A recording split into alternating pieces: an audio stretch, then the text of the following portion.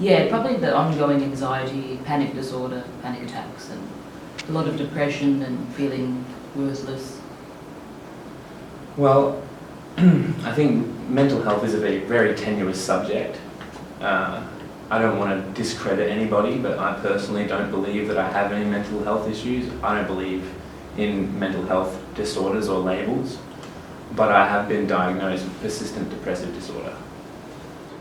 Only some depression, I'd say, not anything extraneous. I have, I was on some medication for, I can't remember what it was, something physical. I've had both knees replaced,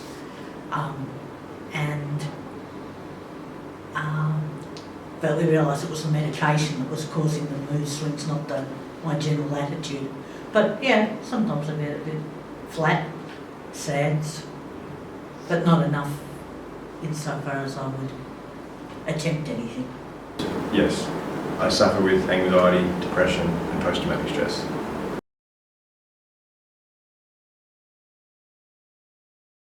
I think it might be a combination of things. I lost my girlfriend to suicide when I was 16, and that was very hard for me. I had a lot of trust issues after that, and it's sometimes pretty difficult to talk about as well. My mother was a drug addict. I was a drug addict, and you know, we used to fight a lot, and I guess that also didn't really help, you know.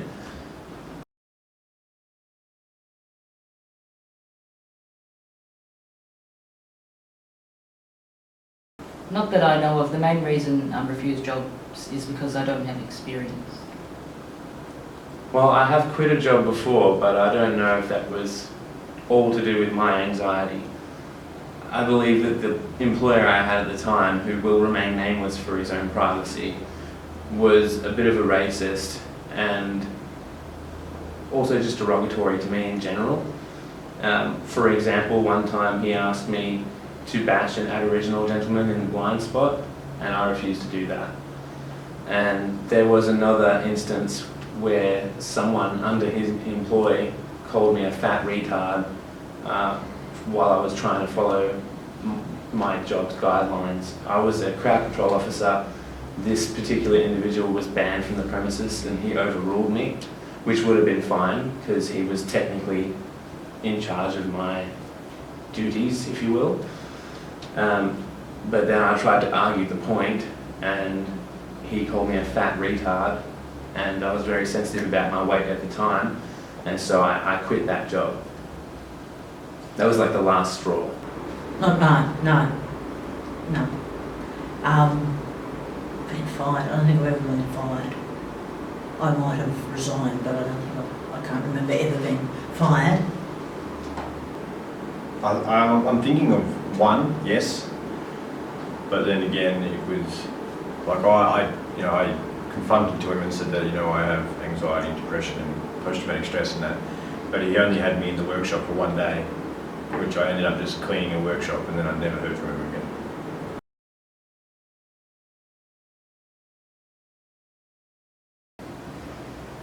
I don't know, really. I mean, like, when you're employed, you've got a lot of stress because you have so much stuff that you have to do, and then when you're unemployed, you're stressed because you have nothing to do. So it's far in between for me personally, you know. Although I would say my quality of life was a lot higher when I was gainfully employed. Finding jobs that you're qualified to do when all you have is a qualification that you can't use is quite difficult. You might be the best person for the role, but if you can't prove that to the employer, you know, you got to get the interview first. A lot of the time, you could I'm supposed to apply for 20 jobs. I have difficulty applying for jobs online, but that's the way that most people want you to do it. My girlfriend's been a big help with that. Some fortnights together we apply for excess of 40 jobs, and sometimes don't hear anything back. Fingers crossed for the future, but it's very hard when you don't have qualifications or experience and you have a 3-year gap on your resume. I feel somewhat I feel very disappointed. I came to live in the country with high hopes, thinking I had the skills and the knowledge that would enable me to be employed, and it just hasn't really happened that way. And I haven't done anything seriously. I've worked for a research station, getting there at 5 o'clock in the morning and picking up dung samples behind cows for research, you know. I've done house clean. I have an inherent fear of going into debt. It was instilled in me when I was very young that you don't take loans unless you can pay them back. But, it's very worrying. This week, to come to see you, and don't get me wrong, I'm not saying for 1 minute I'm starving, because look at me, I'm not. But I use my food money on the petrol to come over to you, and I will live out of the freezer in the pantry for the next fortnight. The dog got some food, I got 2 litres of milk, but that was a choice I made to come and speak with you because I wanted to. But it's very tight. The dollar can make a difference almost, and it's very. I can just survive, and I'll try and sell some cows so I can pay the Medibank insurance, and then if anything happened to the car, I'd be dead in the water. With the anxiety and that, once I'm distracted and I'm actually doing something interesting. So when I was employed, I had anxiety and depression and that, but I didn't have it so severe because I was always doing something every day. But now doing nothing is just absolutely boring. I'm in my own mindset. I need to always think of something to do or something to go and do, just to be able to relax.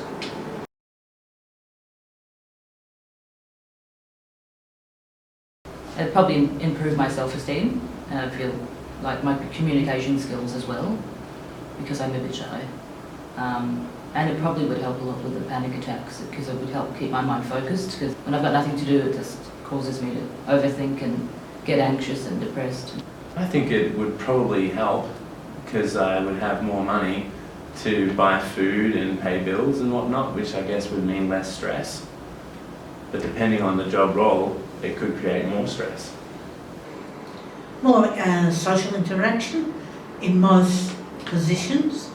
It's stimulating to go places and see other people, and requires creativity often. And so it's just using your brain, you know, and seeing people, I think, and being paid and not having to worry where the next dollar comes from and that sort of thing. How would it affect me? It would sort some financial issues out by 100%. Plus, it probably would also sort out the anxiety and the sort of the depression side of the thing, because I'm always got something to do the next day. Because the biggest anxiety is always thinking of something to do tomorrow, not today. So you're always thinking like, what am I going to do tomorrow? And then you spiral into anxiety and shit.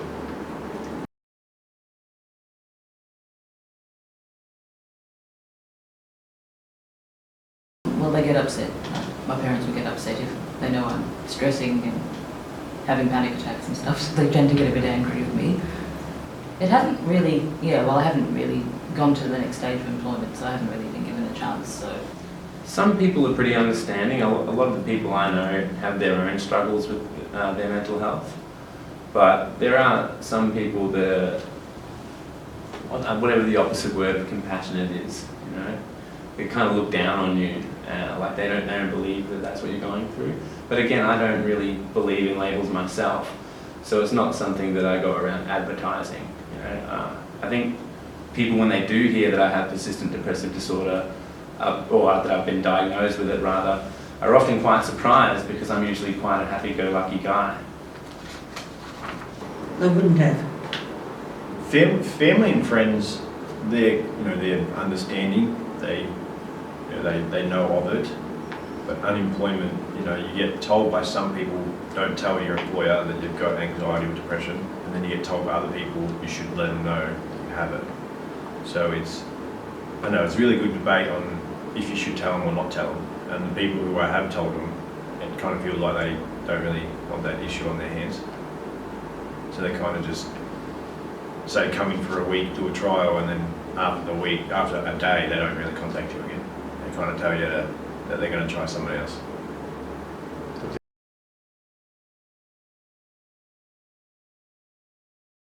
Yes, multiple times. The first time I tried to kill myself, I tried with cutting with a Swiss Army knife in a public bathroom, and a friend of mine interrupted me and beat some sense into me quite literally, and I didn't attempt again for quite some time, but I thought about it frequently.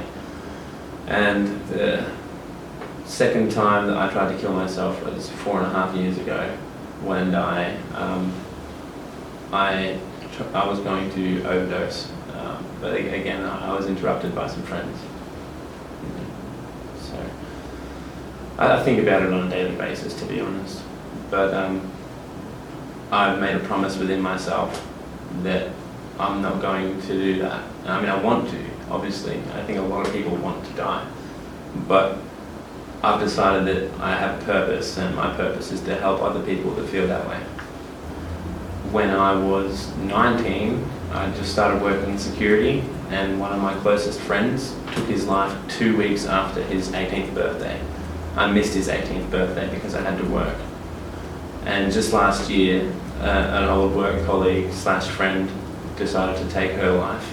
I didn't even know that she had problems. I didn't know my other friend had problems either, but I guess not everyone wants to advertise that they're going through that sort of struggle.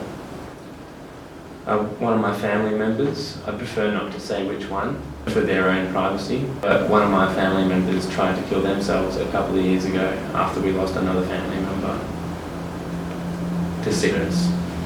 Yes.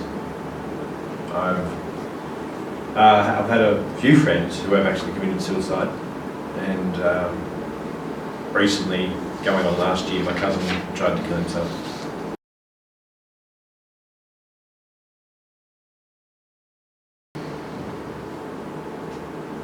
Not really, but maybe if he was doing something in the meantime, it could have changed the action of what he was doing.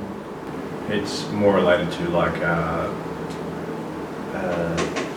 family issues and ex-partners and partners and stuff like that.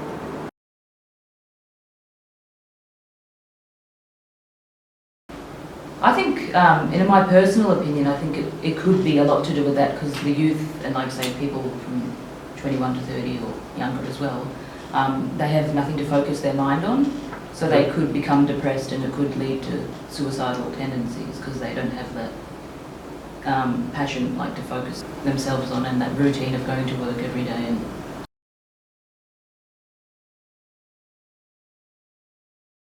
yes, yes, definitely.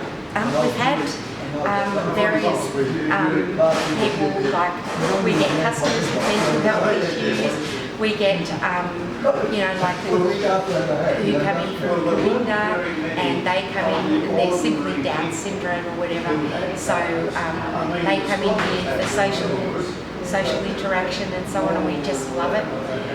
If we have someone come in with mental health issues, we just adapt quietly and calmly, serve people. We've got a couple of regulars who come in, and they're part of our community. So people adapt to us, and we adapt to them. So the mental health issues in the community, we've got a few people who are out there and who are having difficulties.